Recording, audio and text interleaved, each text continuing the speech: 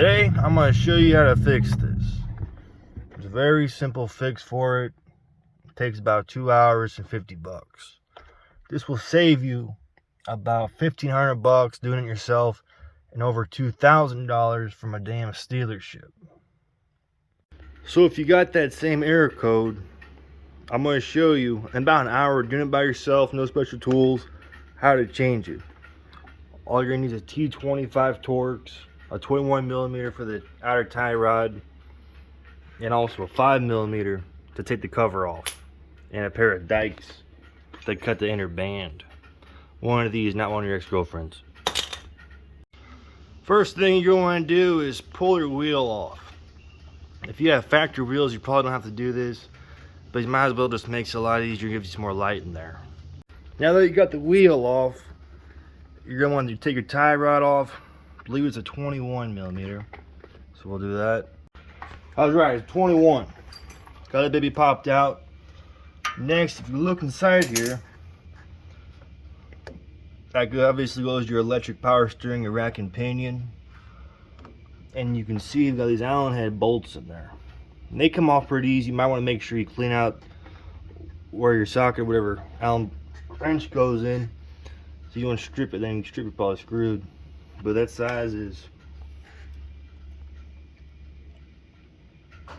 a 5mm. So I'm going to take the rest of those out off camera.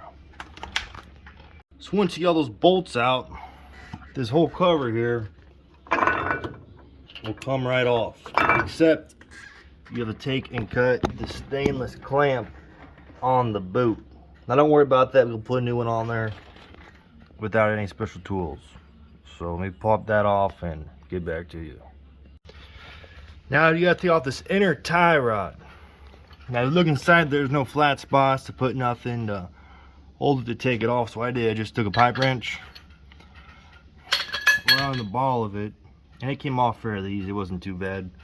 So once you get that off, we'll unscrew this. Now you want to make sure you put that, keep an eye on this nylon washer. Got that right off, just unscrewed easily.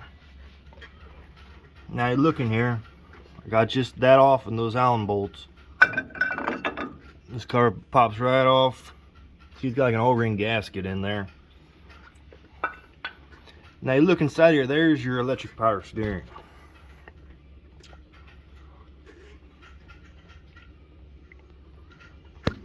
Now here's the old belt. When I first took this apart, I found out this old belt was, you know, obviously shredded. That was my issue.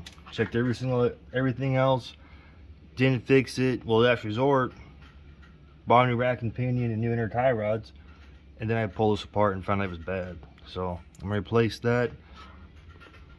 So what we're gonna do next is measure the distance between these two pulleys, and that'll give us a good idea of where to put our how to set our tension once we put it back together. Before I do that, I'm going to take a air hose and blow some of this crap out of there.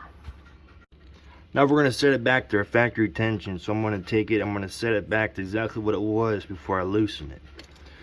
So you put your tape measure in there, measure in between. It looks like on mine it's 5/16. Got that loosened. A T25 fitted. I didn't have a T26. A T27 was too big, so it might actually be T26. But I got it loosened. Then you can see this eccentric, how it works to tension it. So we're gonna put our new belt on there and get it tensioned. But we want to make sure we put your new belt on, these teeth are at an angle. So you want to make damn sure you match it to whatever your gears are. Now there's a trick to putting this belt on. The trick is take that idler bearing all the way off and just set it aside. Now put your belt on there, but like I said, you're going to make very close tension. You put it on the same way as the way the gears are cut. Now this belt I put on, you can see it has a it's got arrows. You can't see them, they'll be on top.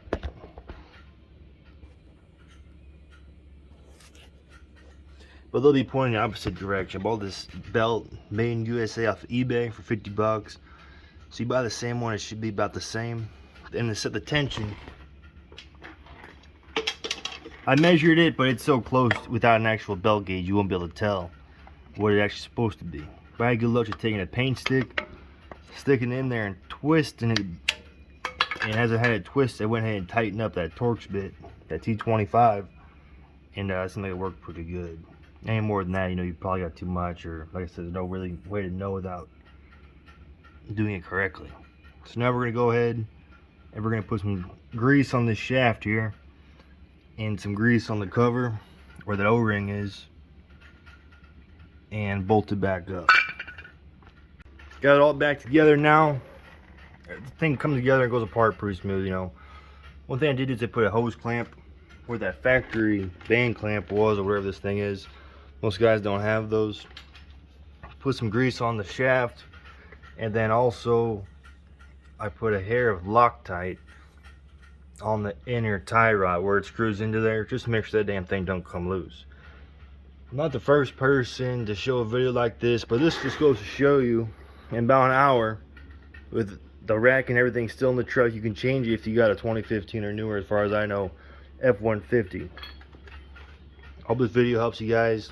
Like, comment, subscribe. God bless. The surgery was a success. Works better than new. Hope this video helps you guys save some money, not go to those damn dealerships. The surgery was a success. Works better than new. Hope this video helps you guys save some money, not go to those damn dealerships.